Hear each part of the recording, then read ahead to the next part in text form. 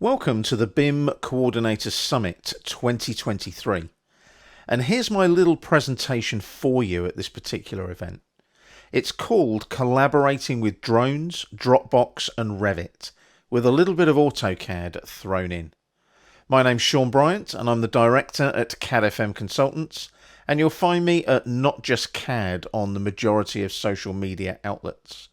You'll also find me called Shaun CAD Jedi Bryant on LinkedIn as well. So, Shaun CAD Jedi Bryant, who is this guy? Well, I'm actually an instructor, a technologist, a consultant and an author. I'm also going to be speaking at Autodesk University this year over in Las Vegas. As I mentioned, I'm the owner of CADFMconsultants and I'm affectionately known as SCB. I'm an instructor on LinkedIn Learning, an Autodesk Expert Elite, and also an Autodesk Certified Instructor. And in line with that, I'm also an Autodesk Certified Professional. I've been speaking at Autodesk University since AU 2006, and I'm also an AU Speaker Mentor. This is my first time speaking at the BIM Coordinators Summit though, and I'm really honoured to have this slot to talk to you about this particular workflow and topic that I'm going to explain today. I'm a blogger on the LinkedIn newsletter as well with Not Just CAD. I've written for various titles. I'm a subject matter expert for the likes of Autodesk, Dell and Dropbox. Dropbox especially in this particular case as it's part of our topic today. I've been working with AutoCAD for 35 years and Revit for 14 years. I also dabble in a little bit of singing and songwriting, and I've got some weird accolades. I'm known to sound like the Geico Gecko, for those of you that are from the USA, and I'm sometimes often mistaken for Ricky Gervais's stunt double. I just want to drop in a little disclaimer here as well, purely because we've only got 20 or so minutes to talk about this particular topic. This is a high-level overview of a specific workflow and process. Now, the data in this specific workflow and process is at its first pass, and it's not absolutely perfect. The reason being is this kind of workflow does take time. You need to refine and edit the data to get to where you want to be, to get to that final output. So, as it says there, any output such as photogrammetry, etc., it will need refining. However, in that final edit, this would actually provide a digital twin for future use on this particular project brief. So, as I've said in the disclaimer, it is a high-level overview of this particular workflow. So bear that in mind when you see some of the images and the graphics in the slides in this presentation. So let's talk about drones. I'd like to introduce you to Eugene. Eugene is a DJI Mini Pro 3. And I've been dabbling with drones and photogrammetry and reality capture now for the last 12 to 18 months. So much so that I've created a project brief around a specific building that we'll cover in a moment. Now, you might be asking, why do I call my drone Eugene? Well, I purchased those little orange legs for him to land more easily on rough terrain. And it kind of brought to mind this guy, Eugene H. Krabs, the proprietor of the Krusty Krab in the SpongeBob SquarePants cartoon. You can see the likeness. You got the eyes, you got the little weird hands and feet and so on. Anyway, that little bit of humour aside, let's jump into what we're going to talk about today. One of the main things we're going to talk about is Dropbox, and primarily Dropbox Replay, which is a function of the Dropbox cloud-based storage facility up there in the cloud. Now, Dropbox Replay is a phenomenal tool, especially for when we're working with things like drone footage that we've recorded on video and we're using as part of a project. Now, you'll notice in the graphic there, that is Dropbox Replay in Dropbox. And you can see the first part of my video footage there from the drone on the screen. And what you can do with Replay is you can actually draw those orange markups on the screen as the video is playing live from the cloud. So we're dropping those in there like so, and I'm highlighting areas that might need looking at or need more investigation in this particular project. And then what I can do is I can relate comments in the comments column to those specific markups. I can also bring people into the conversation in real time. So as this video is playing, I can pause the video, add my markups, comment on those markups, and obviously involve other people, stakeholders on the project, team members, etc. We're also going to involve Revit with a little bit of AutoCAD. Now, I always joke about Revit as being Xbox for architects using BIM, which it is.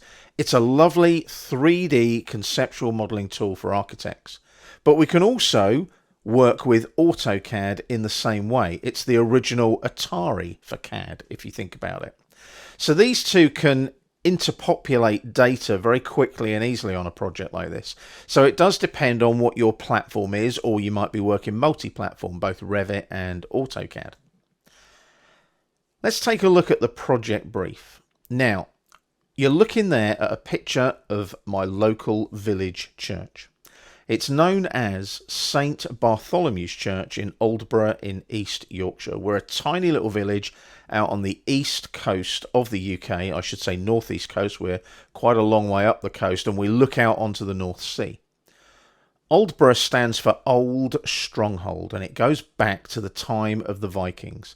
The Vikings actually landed on our coastline and inhabited a lot of the areas around the village where I live. The reason we know that historically is there is actually an inscription on a sundial in the church. And as you can see in that quote there, it says Ulf had this church built for his own sake and for Gunvor's soul. So we're going back to Norse times when this church was actually built. And the Ordnance Survey map reference is there. We'll talk about geolocation later, but I mention that purely because obviously we can geolocate this particular building in this particular area. So what we want to do in the project brief is basically perform a drone survey of the church and the surroundings. Now that's been done, I've done that already, but we need to start looking at how we can convert that footage and photos from the drone using Autodesk Recap Photo. So what we're going to take a look at is a point cloud conversion, and we're going to convert that to a mesh and then export that into Revit, possibly even AutoCAD, for as-built and maintenance purposes. And also, when we refine that data will then eventually, over time, become a digital twin of the building. Let's take a look at that collaboration and that workflow. So this is part one of the workflow. One of the things that I did with the drone was I created video footage of the church itself and uploaded that to Dropbox Replay. That's just like loading anything else up to the cloud. But the benefits you have with Dropbox Replay are that the drone video footage can be reviewed. So your drone video footage is reviewed, it's looked at, and then you start getting the feedback with the redlining that I mentioned earlier. But the benefits of using something like Dropbox and Dropbox Replay is that easy share of all the data. Because what you can do in Dropbox is set up a specific team of people that all have access to that video footage. More importantly as well, you've got built-in messaging with the commenting where you can message to other stakeholders and bring them in to do a live review in real time if required. You can also add things like a due date of when this review needs to be done, or a particular review on a particular area, perhaps highlighted by those orange circle markups on the video itself. So Dropbox Replay forms a really important part of the collaboration process with all of this footage that we have. And that's the whole idea of this particular presentation, is I'm enhancing the collaboration process with the data, but the data is also easily accessible and easily available. Let's jump into part two of the workflow. Now, if you look at that graphic image there, that is the information from the drone taken into Autodesk Recap Photo.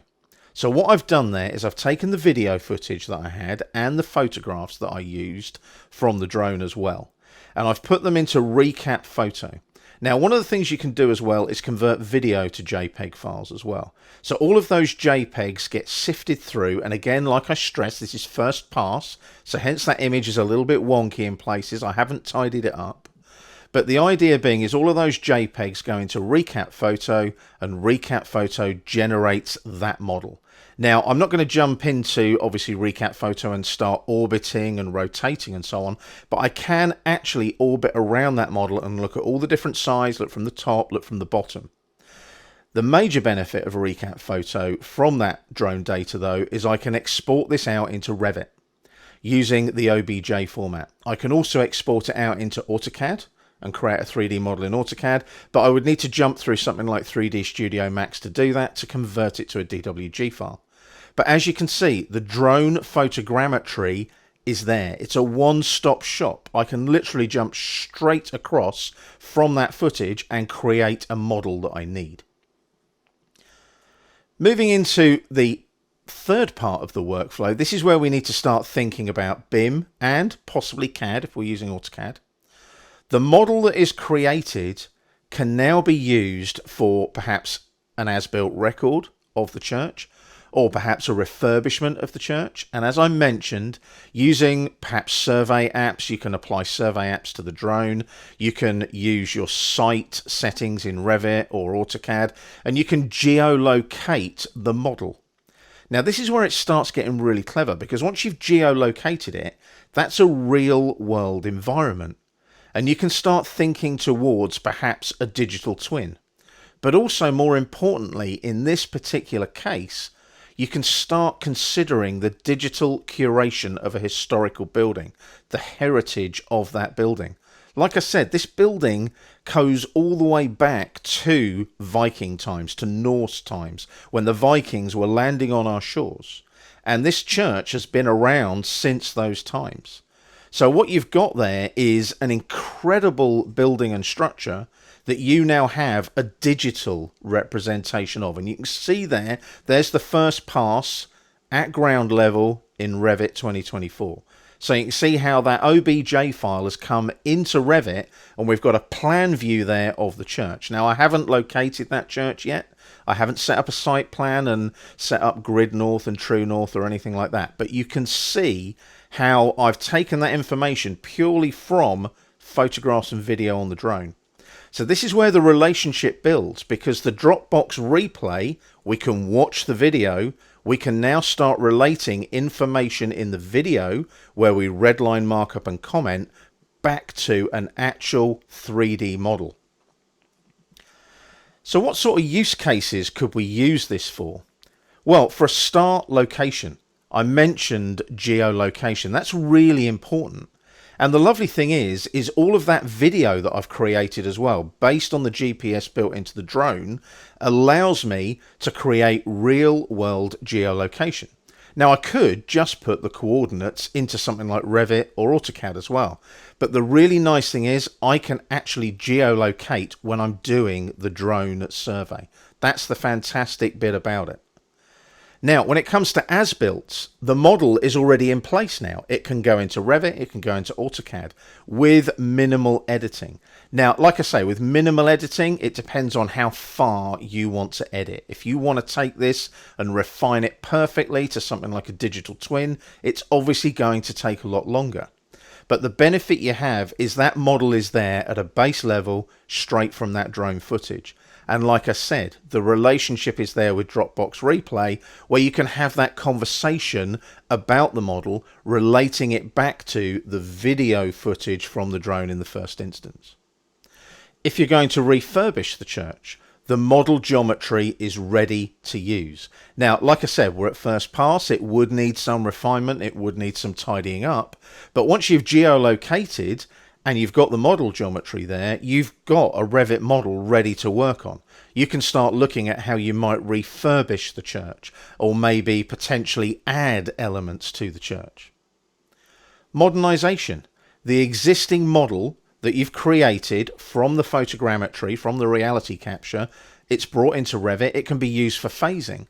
Phasing is a brilliant tool in Revit, as is design options as well. So you can obviously phase your modernisation of the church, you can phase your refurbishment, you can come up with different design options to give people an idea of what you're going to do to the church.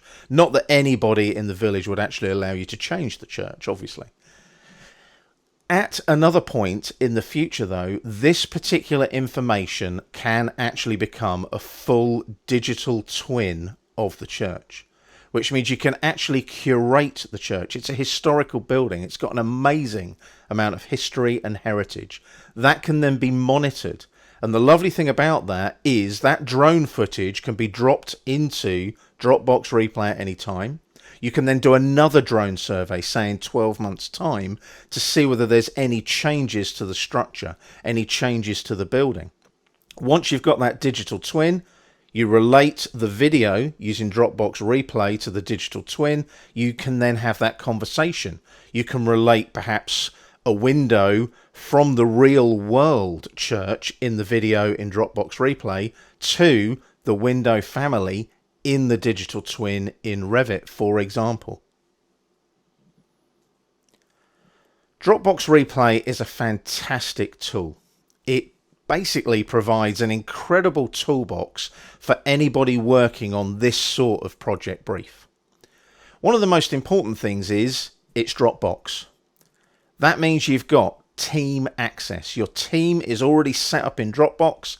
You upload the video to Replay. That drone footage is then immediately available for the whole team. The whole team can be approved to view the video, to redline the video, add comments, etc. You may have building owners, project stakeholders, investors perhaps, and they might need immediate real-time access in a conversation about, say, refurbishment or modernization. You can bring them in real time into the Dropbox Replay session, and they can also then start commenting and talking about information that is being displayed in the video in Dropbox Replay. Commenting, easy and quick to add your review comments. As I showed you in the graphics in the previous slides, there's an entire comments column where you can just add comments about anything. You can redline at any time as well. The lovely thing is you can redline and add a comment at the same time, which links everything together and ties the information together. It ties that conversation together. And when you've got that video in place that relates to the model, you're starting to see a circle of information there where you've got easy reference to the CAD and BIM information as well. So you've got your Revit model and you can relate back to that Revit model just by commenting in Dropbox Replay. Also, any reviews, revisions, you've got quick referencing to those CAD and BIM changes. So for example, you might have a particular revision, let's say revision 3. Revision 3 can then be related back in Dropbox Replay in the comments, talking about it when looking at the video. So there might be a change made that's taken the model up to revision 3. You can then jump into the drone survey, the video survey in Dropbox Replay, and start pulling out bits of information there and say, well, look, that door needs to be moved if we're adding that new extension, and so on. So Dropbox Replay is a phenomenal piece of kit to have in your toolbox when you're working with CAD and BIM. What are the benefits of this for you? Well, the first thing that I always think of when we talk about things like reality capture, LiDAR scanning, all that kind of stuff, is safety. When you look at a church such as this, if you wanted to actually do a survey of the roof of that church, it would require ladders, it would require crawl boards, it would require scaffolding. There's no measuring needed. You don't have to put any of that up. You save time, you save money, but more importantly, it's just the drone flying around the building. There's no human interaction required. So it's incredibly safe. And that takes away that hazard that you might have of somebody climbing around on a church roof trying to measure something with a laser measure or a tape.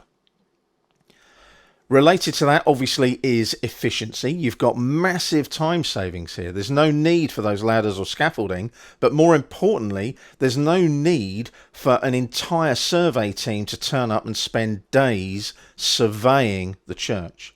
it would be a simple drone survey on the outside and perhaps a LiDAR scanning survey on the inside if you needed an interior scan to generate more of a detailed model. It's also a one-stop shop. You get all of the information in one go. So exterior of the church is done with the drone, interior of the church is perhaps done with a LiDAR scanner on a tripod that rotates round and scans absolutely everything inside the church.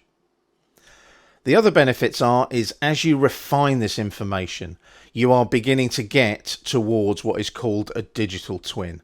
Now, I'm not saying that this particular project is at digital twin stage. It's not. But you've got content reuse there, because now you've got that information, and when it gets to that digital twin stage, you can reuse that content at any time for any particular purpose. More importantly, we're talking about a historical building with heritage. That needs to be monitored over time. So, for example, every 12 months, you might perform a drone survey of the church and relate it back to that refined digital twin to check for changes, to check for structural imperfections that might occur over time, to check for weathering on the roof and on the tiles and so on. So that digital curation is incredibly important as well, especially on historical buildings such as this. My contact details are here on the screen for you. You can contact me via email. You can check out the website. I'm on a lot of the usual social media channels such as Instagram, Twitter, or X as it's now known, and you can also find me on LinkedIn. LinkedIn on your phone has a fantastic little function that allows you to generate a QR code for your LinkedIn profile. If you want to scan that QR code on the screen with the camera on your phone or your tablet, you will be able to connect with me directly on LinkedIn. And I'm more than happy to talk to you via messaging on LinkedIn as well. I'd like to take a few moments just to say thank you ever so much for listening to my presentation today. I will be around virtually at the BIM Coordinators Summit today, so you can obviously talk to me, and obviously that would be virtually and remotely, but I will be around to answer questions and to discuss the contents of my presentation.